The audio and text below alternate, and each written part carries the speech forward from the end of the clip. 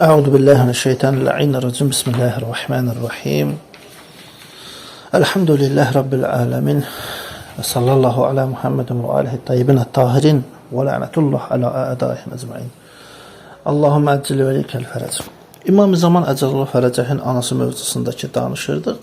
Burada bir hədisə də qeyd vurum ki, mərhum Şeyx Səduq rəhmətullah əleyh Kəmaluddin və Təmamun Ni'mə əsərində orada rivayət gətirir ki, həmin kitabda Şeyx rəhmətullah əleyh 417-ci səhifədə, həmçində Şeyx Təbəri rəhmətullah əleyh Dəlal İmamədə ki, bu rivayətin nəql edibdir. Şeyx Tusi rəhmətullah əleyh də özünün Əl-Qeybəsində ki, rivayət sənədi ilə gəlir. Əbu'l-Hüseyn künyəli Muhammed bin Bəhri Şeybani deyir ki, Varadtu Kərbəla sənəti 60 və 80 və 200. Xülasə həmin bu şəxs ki, haqqında danışırıq, sənədi ilə nəql olunur. Əbu'l-Hüseyn künyəli Muhammed bin Şeybani deyir ki, 286-cı hicri ilində Kərbalaya gəldim, daxil oldum və Peyğəmbər sallallahu məzarı ziyarət eləyib gəldim, İmam Hüseyn əleyhissalamı ziyarət elədim. Ki, bu ziyarətdə Bağdada tərəf döndüm ki, Qureyş qəbiləsinə olan qəbirləri də ziyarət eləyim və deyir, hava çox isti idi, həm də isti külək var idi və İmam Kazım əleyhissalamın şəhadətə çatdığı yerə ki, gəldim, deyir, o imamdan gələn rəhmət küləyini uddum və o küləklər sanki ilahi mərhəmət bağlarından əsirdi. Deyir, göz yaşlarımı saxlaya bilmədim, çoxlu, uzun ağladım və göz yaşlarım gözlərimi tutmuşdu, hətta görə bilmirdim, o dərəcədə çox ağladım. Ağlayıb qurtarandan sonra gözlərimi açdım, qarşımda beli bükülmüş bir qoca gördüm. Onun alnı və əlləri səcdə etməkdən deyir, qaralmışdı. Ki, deyir, həmin adam qəbrin kənarında dayanan başqa bir şəxsə deyirdi, ey mənim qardaşımın oğlu, sənin əmin o iki seyyidin ona əta etdiyi, öhdəliyinə buraxdığı ilahi elmlər və qeybi biliklərlə elə bir böyük şərəfə nail olub ki, yalnız Salman həmin şərəfə nail olmuşdur. Yəni, Salman yalnız ona qama çatıbdır. Ki, yəni hətta bu cür kəlmələr başlayır o şəxs işlətməyə. Deyir, indi isə onun ömrü tamamlanır və vilayət əhlinə elə bir şəxs tapa bilmir ki, öz sirrini ona versin. Ki, deyir, وَلَيْسَ يَجِدُ فِي أَهْلِ الْوِلَايَةِ رَجُلًا يُفْضِيَ إِلَيْهِ بِسِرِّهِ. Deyir, قُلْتُ يَا نَفْسُ لَا يَزَالَ الْأَنَاءُ وَالْمَشْتَقَى يَنَالًا مِنْكَ. Deyir, özümə dedim, yəni özlüyümdə dedim. Deyir, dedim ki, ey nəfs, yəni öz nəfsinə xitab edir, özünə həmin şəxs, bu Əbu'l-Hüseyn. Deyir, sənin tərəfindən əziyyət içində və həmişə ayağı yalın elm öyrənmək üçün ki, gediş-gəliş edirəm, yəni ora-bura gedirəm, gəlim. İndisə, qulağım bu şəxsdən elə bir söz eşidir ki, həmin sözlər bu şəxsin dərin elmindən xəbər verir. Deyir, buna görə öz-özümə bunu ki, dedim ki, sonra dedim, fəqultu əyyuhə şeyx və mənis-seyyidan. Deyir, ona dedim ki, ey şeyx, o iki seyyid kimdir? Deyir, dedi ki, o iki seyyid Samirra şəhərində yatan iki gizlin ulduzdur. Deyir, yenə dedim ki, həmin iki şəxsin şərafətinə və imamətinə and içirəm ki, mən hər zaman elm dalınca olmuşam və öz canıma and içirəm ki, onların sirlərini də hər vaxt qorumağa hazıram. Deyir, qal, in kuntə sadiqən fīmə təqulu fəəhzir ma sahibikə من الآثار النقلة أخبارهم فلما فتش الكتب فتصفى رواية منها. Deyir, mənə dedi ki, əgər sözündə doğru danışan sadiqsənsə, onlardan eşitdi rivayətləri və xəbərləri denə. Deyir, mən rəvayətləri dedi, mənim rəvayətlərimi araşdırdı və dedi, düz deyirsən, mən Əbu Əyyub Ənsarinin övladlarından olan Bişir ibn Süleyman Nəxxasam. Diqqət edin, kimdir? Əbu Əyyub Ənsarinin deyir nəslinlərə. Deyir, mənə təsdiqlədi, sadaq da, ənə Bişir ibn Süleyman Ən-Nəxxaş min vuldi Əbu Əyyub el-Ənsari, əhədu məvali Əbul Həsən və Əbul Muhammed aleyhissalam və caruhuma bisurru mən ra'yə. Qultu fəəkrimə əxakə bi bə'din mə şahətdə min əsərihuma. Deyir, o ki, özünü təqdim edir ki, kimdənəm? Deyir, mən İmam Hadinin və İmam Həsən Əskəri əleyhissalamın dostlarından və onların Samirədə olan qonşularındanam ki, həmçinin o sirlərini daşıyanlardanam. Deyir, mən də dedim ki, qardaşını ki, həmin hadisələrlə tanış elə, qonaq et, yəni onlarda danış. Deyir, dedi ki, bizim ağamız İmam Hadi əleyhissalam başlayır şəxs danışmağa. Kana Mevlana Əbul Həsən Ali ibn Muhammed Əl-Əskəri əleyhissalam fəqqəhni fi əmri raqiq. Fəkuntu lə əbda'u və lə əbi'u illə bi izni. Deyir, başlayır danışmağa, deyir ki, bizim seyyidimiz, deyir, yəni bizim seyyidimiz İmam Hadi əleyhissalam qulların hökmləri haqqında fiqhi məsələlərini ki, mənə öyrətdi və mən bundan sonra, yəni qulların necə alıb satılması, şərtləri, hökmləri necədir, qaydası, şəri qayda, deyir, bunları mənə öyrətdi və mən bundan sonra onun icazəsi ilə qulları alıb satırdı və bu səbəbdən də şübhəli məqamlardan daim qorunurdum. Həmişə özümü qoruyurdum. Deyir, nəhayət bu barədə biliklərimi tamamladım və halal haramı bir-birindən tamamilə ayırt edə bildim. Bir gecə öz evimdəykən Samiradaydım, qapı döyüldü və deyir, tez qapıya tərəf qaçdım. İmam Hadi əleyhissalam tərəfindən göndərilən bir xidmətçini gördüm və imam məni öz yanına çağırdı. Paltarımı geyindim, imamın məhzərinə getdim. Gördüm ki, oğlu Əbu Muhammed və bacısı Həkimə xanım pərdənin arxasında danışır. Deyir, mən əyləşdim, imam dedi ki, ey Bişir, sən Ənsarın övladlarındansan və sizin bütün nəslinizin mənəvi dayağı imamların dayağı olubdur. Yəni, siz həmişə Əhl-i Beytə dəstək olmuşsunuz, tərəfdar olmuşsunuz. Siz biz Əhl-i Beyt tərəfindən təsdiqlənmiş insanlarsınız və mən səni elə bir fəzilətlə zinətləndirmək istəyirəm ki, bizim dostlarımız olan bütün şiyələrdən önə keçəsən. Səni bir sirdən xəbərdar etmək istəyirəm, sənə bir kənizi almaq niyyətindəyəm. Deyir, sonra Rum dilində bir məktub yazdı, büküb möhürlədi, onu mənə verdi. Sonra səri rəngli bir dəsmal çıxartdı. Dəsmalda 220 dirhəm pul var idi. Deyir, bunu dedi, al, get Bağdada, filan günün günorta vaxtı Fərat çayının keçdiyi yerdə dayan. Əsirlərin qayıqları gələndə və kənizləri görərkən Bəni Abbasın ordu başçıları ki var, vəkillərinin bir neçə habelə müştərilər və İranlı cavanlar həmin qayıqlar ətrafına toplaşacaqlar. Bunu görəndə bütün gün ərzində Ömər ibn Yezid Yaxas adlı bir şəxsi nəzarətində saxla. Yəni onu diqqətdən qaçırtma. Sən kənizlərin üzündə niqabı götürən şəxsə möhlət ver və qul satan kənizi vurana qədər gözlə. Yəni qulu ki satan şəxs var, o kənizi vurana qədər də gözlə, səbirli ol. Deyir, o bu zaman Rum dilində etiraz kimi narazılıq eləyəcək və deyəcək ki, vay mənim niqabım açılıb və mənə hörmətsizlik edilib. Deyir, alıcılardan da biri deyəcək ki, mən onu 300 dinara alıram, çünki onun iffətli olması ona qarşı rəğbətimi artırdı. Deyir, amma ərəb dilində deyəcək ki, sən Süleymanın paltarında və onun səltənət libasında olsan belə heç bir meylim yoxdur. Öz var dövlətini faydasız yerə xərcləmə. Ki, qul satan da deyəcək ki, çarəsi yoxdur, yəni mən səni mütləq satacağım. Və kəniz də deyəcək ki, tələsmə. Gərək elə bir alıcı olsun ki, qəlbin onun əmanətdarlığına inansın. Yəni mən arxain olum ki, həqiqətən də o adama qul kimi gedə bilərəm, əmin-amanlıqda olacam.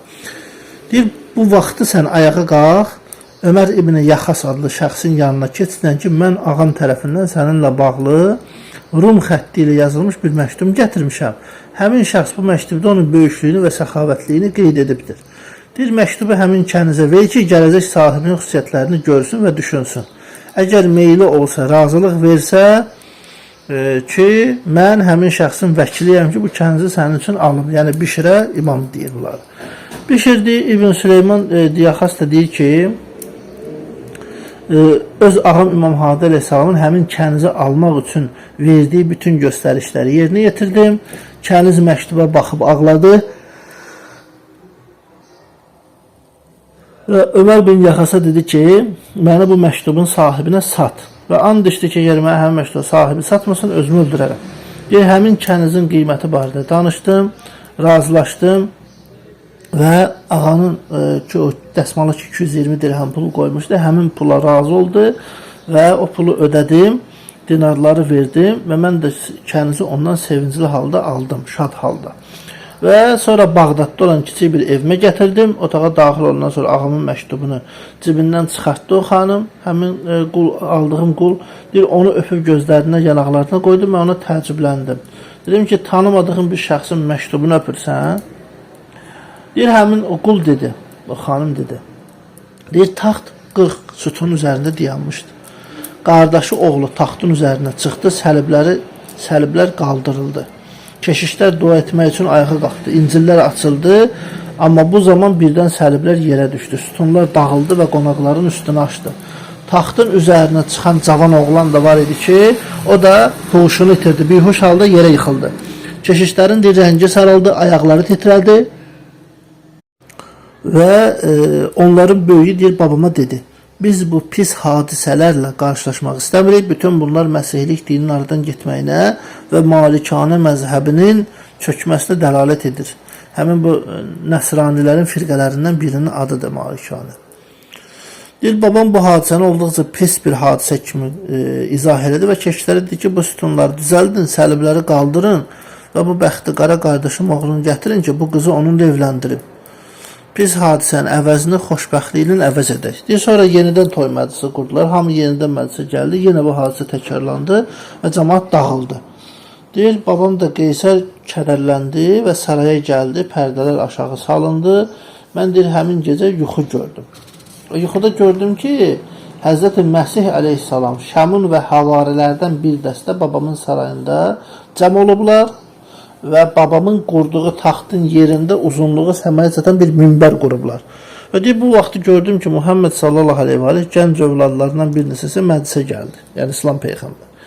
Həzrəti Məsih əleyhissalam deyir, onları qarşıladı. Onları deyir, qarşıladı və onlarla görüşdü. Sonra Peyğəmbər sallallahu aleyhi deyir ki, ey ruhullah, mən bura sənin vəsin Şəmundan qızı Məlikanı bu oğlum üçün elçilik etməyə gəlmişim. Sonra əli ilə deyir, Əbu Muhammed aleyhissalama, yəni bu məktubun sahibini işarə elədi. Deyir, Məhsud Şəmuna baxdı və dedi, böyüklük və şərafət sənin huzuruna gəlibdir. Allahın Rəsulü ilə qohum ol. Şəmun dedi ki, qəbul etdim və Həzrəti Muhammed sallallahu aleyhi və aleyh minbərə qalxır, xütbə eləyir və məni deyir, öz oğluna aldı. Bütün bunlara İsa aleyhissalam, Həzrəti Muhammed sallallahu övladları və havarilər şahid oldu. Deyir, bunu gördüm, yuxudan ayıldım. Və yuxunu atama və babama danışmağa qorxurdum. Onlar məni öldürə bilərdi. Bu səbəbdən bunu ürəyimdə gizlətdim və onlara danışmadım. Amma qəlbimə Əbu Muhammedin sevgisi daxil olmuşdu. Deyir, yeməkdən, içməkdən çəkindim, zəiflədim, xəstələndim. Babam deyir, Rumun bütün həkimlərini mənim müalicəm üçün çağırtdırdı, amma heç bir fayda olmadı. Babam dedi ki, gözümün ışığı, sənin elə bir arzun varmı ki, onu yerinə yetirim? Deyir, mən də atama dedim ki, ey ata, ey baba, bütün qapılar mənim üzümə bağlanıb. Əgər zindanda saxladığım müsəlman əsirlərdən işgəncəni götürsən və onları azad eləsən, ümid edirəm ki, yəni Məsih və onun anası mənə şəfa verər. Deyir, atamla babam Məsihləri azad elədilər zindanla. Deyir, daha sonra isə dedim ki, sağalmışam və bu sağaldığıma görə də yemək yedim. Hətta babam deyir, sevindi və əsirlərə hörmət elədi və 4 gecə keçdi yuxumda yuxumda xanım Zəhra salonlu Leyhanı gördüm, xanım Məryəmi gördüm və 1000 cənnət xidmətçisi ilə mənim görüşümə gəlmişdi. Ki deyir, sonra orada Seyyidə Tunisanı gördüm ki, həmin imamın anasıdır. Ki, deyir ki, xanım Məryəm mənə göstərdi ki, bu Seyyidə Tunisə bəs sənin həyat yoldaşın Əbu Muhammedin aleyhissalamın anasıdır. Deyir, mən onu qucaqladım, ağladım ki, Əbu Muhammedin görüşmə gəlməməsindən şikayətləndi. Deyir, Seyyidə Tunisə dedi ki, salamullah aleyha, ki, sən Nəsara dinində olduğun üçün oğlum sənin görüşmə gəlmir. bu bacım Məryəmdir ki, sənin dinindən Allaha sığınıbdır. Yəni sənin kimi deyil də, əslində müsəlmandır, haqq dinə iman gətiribdir. Əgər Allahın və Məsihin, həmçinin xanım Məryəmin razılığına meyilli olsan, onları sevsən, Əba Muhammedin də sənin görüşünə gəlməsini istəsən, o zaman de, əşhədu an la ilahe illallah və əşhədu ənə Muhammedən Rasulullah sallallahu aleyhi və aleyhi. Bu sözləri dedim, Seyyidə Tunisə məni qucaqladı, sevindirdi və dedi ki, indi Əba Muhammedin intisarında ol, mən onu sənin yanına göndərəcəm. Yuxudan ayıldım və özüm də Həzrətin görüşünə böyük şövqlə başladım hiss edib yaşamağa. Bir növbəti günü Əba Muhammedi aleyhissalamı yuxumda gördüm və ona sanki deyirdim ki, ey mənim dostum, mənim bütün qəlbimi öz eşqinə mübtəla etmisən və sonra mənim haqqımda cəfa eləmisən. Deyir, o da mənə dedi ki, sən müsəlman deyildin, ona görə görüşünə gəlmirdim, indi ki müsəlman oldu, Rəbbim həyatda bizi bir-birimizə qovuşdurana qədər hər gecə sənin görüşünə gələcəm. Deyir, həmin vaxtdan bu günə qədər mən hər gün onunla görüşürəm. Deyir, bunları qulaq astı eşitdi və dedi ki, onda soruşdum ki, bəs necə əsrlərin içine girə bildin? Yəni, bunları dinlədikdən sonra ki, hadisələrin gedişatına görə maraqlı gəldiyi üçün bir şey sual verir. Deyir, necə oldu ki, həmin o atan və babanın o azad etdiyi ki, əsrlər vardı, onların içine necə daxil ola bildin? Deyir, bir gecə Əba Muhammed aleyhissalam mənə dedi ki, bəs filan gündə, o vaxtı deyib ona ki, babam müsəlmanlarla müharibə üçün bir qoşun göndərəcək və özü də onların ardınca gələcək. Sən xidmətçilərin paltarını geyir və naməlum şəxs kimi filan yerdən, filan yoldan gəl. Deyir, mən belə də elədim. İslam qoşunları bizimlə qarşı-qarşı gəldilər və mən əsir düşdüm. Burada heç kim mənim Rum padişahının qızı olduğunu bilmir. Bunu yalnız sənə danışırım. Məni müharibə qəniməti kimi təqdim edən qoca kişi adımı soruşdu. Mən adımı gizlətdim. Dedim ki, Nərzisdir. Ki, o isə dedi ki, bu kənizlərin adıdır. Deyir, mən də təəccübləndim. Dedim ki, təəccüblidir, sən Rumlusan, amma ərəb dilində danışırsan. Deyir, həmin bu Nərcis xanım da ki, gələcəkdə artıq həm İmam Həsən Əskəri İsa'nın həyat yoldaşı olacaq, həm İmam Zaman ağanın anası olacaq, həmin bu xanımdır. Bişir o ilə danışır, deyir, mən təəccüblü gəldi, sual etdim. Deyir, dedi ki, babam mənə ədəbiyyat öyrətməkdə çox təkid edirdi. O mənim üçün hətta bir tərcüməçi xanım da təyin etmişdi və səhər axşam mənim yanıma gəlib mənə ərəb dilini öyrədirdi. Və nəticədə də mən öyrəndim. Deyir, bir şey dedi ki, onu Samiriyə apardım. Ağam İmam Hadi Aleyhisselamın huzuruna gətirdim. İmam deyir, qadına dedi ki, Allah Teala İslamın izzətini və Nəsrəriyyənin zillətini, yəni həmin o xristiyanlığın və həmin firqənin zəlalətini, ha belə Muhammed Əhl-i Beytinin şərafətini sənə necə göstərdi? Deyir, belə cavab verdi ki, ağıya, ey Peyğəmbərin balası, sizin daha gözəl, daha yaxşı bildiyiniz bir şey mən necə açıqlayım? Görün xanımdakı etiqad və imana baxıb, qarşısındakı imam olduğunu bilir. Və bilir ki, o daha yaxşısını bilir. Deyir, yəni sənin daha yaxşı bildiyin şey mən necə açıqlayım? Halbuki onu məndən daha yaxşı bilirsən. Deyir, imam cavabındadır ki, mən sənə istəyirəm ki, ikram eləyim, kəramət eləyim, bir şey verim. Bunlardan hansını istəsən özün seç. Ya sənə məsələn 10.000 dirhəm pul verim. Ki, yəni bu pulla nə edərsən? Məsələn, özlü verərsən, özlü qulluqdan azad eləyərsən, qayıdarsan ölkəvi, istədiyi yaxda həyata yaşayarsın. Yaxud məsəl üçün sənə elə bir müjdə verim ki, bununla əbədi şərafət qazanasın. Deyir, həmin xanım da İmam Hadi Aleyhisselam'a deyir ki, mənə müjdəni ver, pulu yox. İmam deyir ki, sənə elə bir övlad anası olmaqla müjdəliyirəm ki, dünyanın şərqində və qərbində malik olacaq, həmçinin zülm və haqsızlıqla dolmuş yer üzünü ədalətlə dolduracaq bir övladın anası olacaqsa. Dedi, kimdən? Sual elə. Deyir, İmam buyurdu ki, o şəxsdən ki, Allah Rəsulü filan gecə, filan ay, filan Rum ilində səni onun üçün elçilik elədi. Deyir, o dedi ki, Həzrət Məsih və onun canişinindən İmam buyurdu ki, Həzrət Məsih və onun vəsisi sənin kiminlə evlənməyinə razılıq verdi. Dedi ki, sənin oğlun Muhammedlə razılıq veriblər. Deyir, o dedi, İmam da buyurdu ki, onu tanıyırsan mı? Dedi, anan Seyyidə Turisanın əli ilə İslam'a gəldiyim gecədən, yəni müsəlmanlıqçılığı qəbul etdiyim gecədən bu günə qədər hər gecə onu görürəm. Deyir İmam Hadi əleyhissalam deyir ki, ey kafir, ki o da xidmətçinin adı idi, ki bacın həkiməni çağır, deyir xanım həkimə daxil olur. İmam buyurur ki, bilin ki bu həmin xanımdır. Deyir Seyyidə həkimə salamullah aleyhi onu qucaqlayır və çox sevinir. İmam da deyir ki, ey Rəsulullahın qızı, bəs onu öz mənzilə apar, vacib əməlləri, sünnələri onu öyrət ki, Əbu Muhammedin həyat yoldaşı və İmam-ı Zamanın Əccəlallah Fərəcəhin anasıdır. Ki, həmçinin də başqa bir qısa hədisdə də Muhammed bin Osman Əmridən nəql olunmuş rivayətdə ki, Şeyx Sadiq rəhmətli yenə də nəql edir ki, Ulidə Seyyid aleyhissalam məxtunə və səmi'tu həkimə təqul ləm yura bi ümmətin bi ümmihi dəmun fi nifasihuma və həkəzə səbilu ümməhatil əimməti aleyhimussalam. Deyir, ağa deyir, sünnətli halda dünyaya gəldi. İmam Zaman Əcəlallah Fərəcə və xanım həkimə də dedi ki, onun anası nifas qanı görmədi digər qadınlar ki, və bütün imamların anası da bu cürdür ki, heç vaxt yəni bu qanı görmürlər. Çünki nifas qanı uşaq dünyaya gələndən sonra ən çoxu 10 gün ərzində görülən qana deyilir. Və beləcə yəni bu rivayətlərlə bizə sabit olur ki, həqiqətən də imamın anasının varlığı və onun hətta necə gəlməsi və onu dünyaya gətirməsi haqqında da əlimizdə mötəbər, etibarlı rivayətlər mövcuddur. Yəni imamın anasının şəxsiyyəti ilə bağlı diqqət edirik ki, Əhl-i-Beyt əleyhissalamın İmam Həsən Əskəri əleyhissalamın oğlu vasitəsilə həyata keçəcək dünyadakı bu zuhurdan sonraki ki, İslami hərəkətlər bu barədə öncədən xəbər vermələri buna səbəb oldu ki, həmin dövrün hakimiyyəti və xilafəti bu barədə güclü tədbirlər görsün.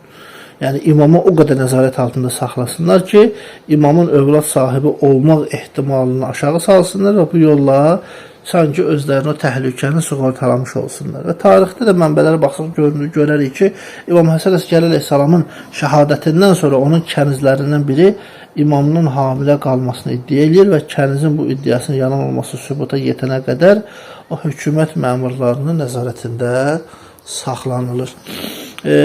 Ki imamın anasının adı, rivayəti də oxuyanda elə ki istədim onu qeyd edim, lakin düşündüm ki, elə sonda qeyd etsəm yaxşı olar ki, bu ad məsələsində diqqət eləsiniz, hədisdə də gördünüz ki, fərqliliklər var. Məsəl üçün görürük ki, rivayətlərdə var ki, Kamaləddində, Əl-Qeybədə, Dəlalül İmamədə ki, xanımın adı Nərcis, Süsən, Səqil, Reyhanə, Məryəm, Həkimə, Məlikə kimi adlanıb. Hətta Əhl-i-Sünnə mənbələrində imamın anasına Həmid adı ilə də deyiblər, amma Şiə mənbələrində belə bir ad harda gəlməsi qeyd olunmayıb, yəni yoxdur əlimizdə belə bir dəlil. Amma bunların içində ən çox Nərcis adı qeyd olunubdur və müxtəlif mənbələrdə qeyd edilib, yazılıbdır və bu adların bir çoxu elə İmam Mehdi əleyhissalamın dünyaya gətirmək şərəfinə nail olduğu üçün o xanıma verilən bir növ ləqəblərdir və bunlar ad deyil və daha düzgünü budur ki, təhqiqatçılar da deyirlər ki, onları daha düzgün ləqəb olaraq desək, daha düzgün olar. Məsəl üçün, Səqil ya Seyqəl kimi ki deyilir, məsəl üçün, imamın mübarək pak vücudu dünyaya gətirdiyi üçün verilən bir ləqəbdir. Əslində, yəni ad, isim kimi deyil. Məlikə adı da Rum padişahının qızı olduğu vaxtı ona verilən addır və yaxud da ləqəb olduğu deyilir ki, yəni Rum sarayında olduğu müddət, Məsihi ki, xristiyanlıq, nəsrani inancında olduğu vaxtlarda onun adı elə o cür olub, yaxud da ləqəbi o cür olubdur. Hətta bəzi mənbələrdə keçir ki, əsr olmadan əvvəl Məlikə adlanırdı. Yəni bunu da qəbul edək ki, əsl adı ərəb dilinə olan tərcüməsidir bu. Çünki Məlikə ərəb mənşəli sözdür, Rum ailəsində deyil, amma o Rum ailəsindən idi və Rum dilində danışırdı.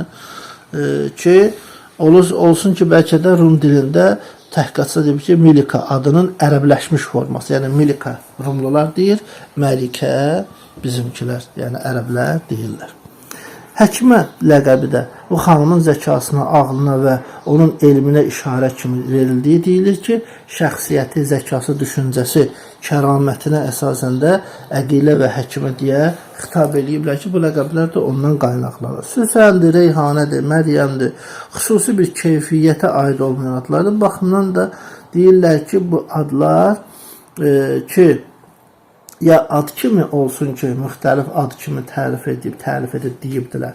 Məsələn, qulların içərisində bir cür adının özünü bildirib, cəmaət arasında bir cür adla bildiribdir, yaxud da elə ümumi olaraq bu cür xitab edibdilər.